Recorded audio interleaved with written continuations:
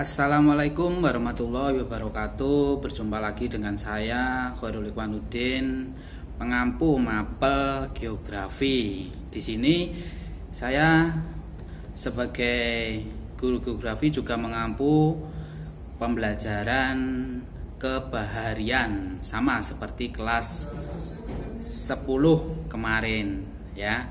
Jadi untuk kebaharian sendiri saya kira sudah tidak asing lagi bagi kalian semua.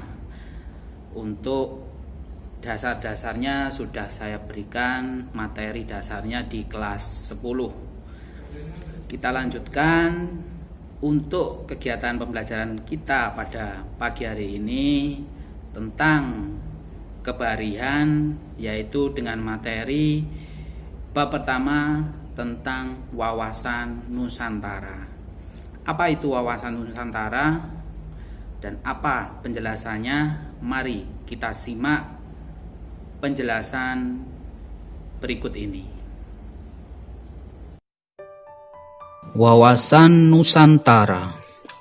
Wawasan Nusantara adalah cara pandang bangsa Indonesia terhadap rakyat, bangsa dan wilayah negara kesatuan Republik Indonesia yang meliputi darat, laut, dan udara di atasnya sebagai satu kesatuan politik, ekonomi, sosial, budaya, dan pertahanan keamanan. Salah satu persyaratan mutlak harus dimiliki oleh sebuah negara adalah wilayah kedaulatan, di samping rakyat dan pemerintahan yang diakui. Nusantara dipahami sebagai konsep wilayah nasional dengan penekanan bahwa wilayah negara Indonesia terdiri dari pulau-pulau yang dihubungkan oleh laut, laut yang menghubungkan dan mempersatukan pulau-pulau yang tersebar di seluruh antero Khatulistiwa. Gagasan wawasan Nusantara berpangkal dari pengertian negara kepulauan yang menurut hukum internasional berprinsip sebagai negara kepulauan yang kemudian dikaitkan dengan cita-cita, falsafah bangsa serta kepentingan nasional. Pada tahun 1953 didirikan Institut Angkatan Laut atau IAL tahun 1953 di Surabaya oleh Presiden Soekarno dengan pesan sebagai berikut. Usahakan penyempurnaan keadaan kita ini dengan menggunakan kesempatan yang diberikan oleh kemerdekaan. Usahakan agar kita menjadi bangsa pelaut kembali.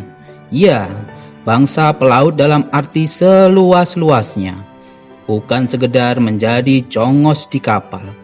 Bukan. Tetapi bangsa pelaut dalam arti cakrawati samudra. Bangsa pelaut yang mempunyai armada niaga. Bangsa pelaut yang mempunyai armada militer. Bangsa pelaut yang kesibukannya di laut menandingi irama gelombang lautan itu sendiri.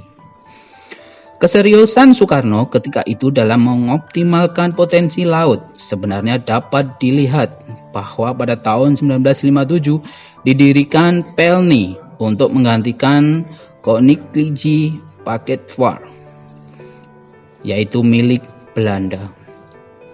Prinsip wawasan Nusantara dilahirkan pada tanggal 13 Desember 1957 dengan mendeklarasikan kepada dunia bahwa Laut Indonesia adalah termasuk laut di sekitar, di antara, dan di dalam Kepulauan Indonesia, yang dikenal sebagai Deklarasi Juanda.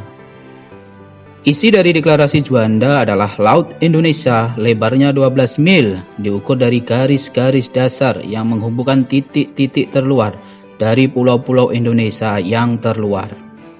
Pengukuhan Deklarasi Juanda dilakukan dengan dikeluarkannya peraturan pemerintah pengganti Undang-Undang Nomor 4 1960 tanggal 18 Februari 1960 tentang perairan Indonesia. Deklarasi Juanda memiliki nilai yang sangat strategis bagi bangsa Indonesia karena telah melahirkan konsep wawasan Nusantara yang menyatukan wilayah Indonesia. Oke, dari penjelasannya tadi tolong dipahami ya. dimengerti untuk menjawab pertanyaan saya selanjutnya. Jadi nanti soal yang saya kasih atau soal latihan nanti akan saya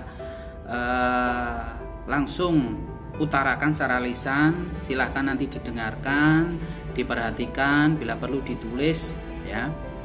Untuk jawabannya nanti silahkan dijawab di link Google Form yang saya sediakan di bawah ini.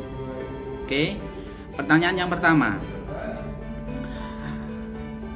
Dari penjelasan saya tadi dan yang kalian perhatikan dan yang kalian lihat dan yang kalian dengarkan, apa pengertian wawasan Nusantara? Itu pertanyaan yang pertama. Yang kedua,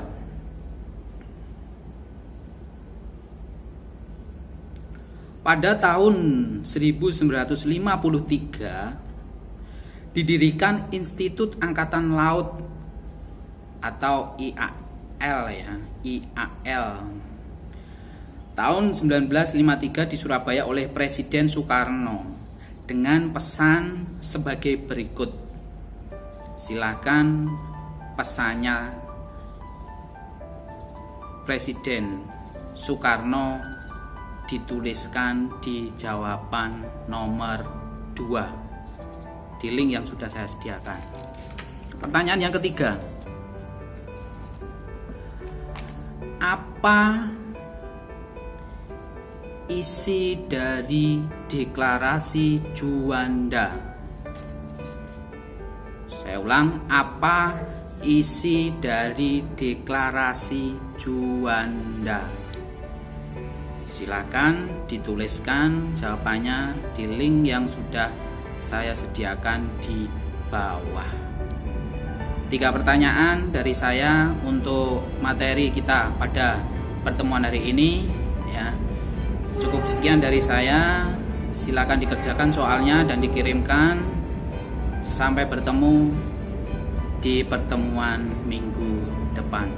Terima kasih. Assalamualaikum warahmatullahi wabarakatuh.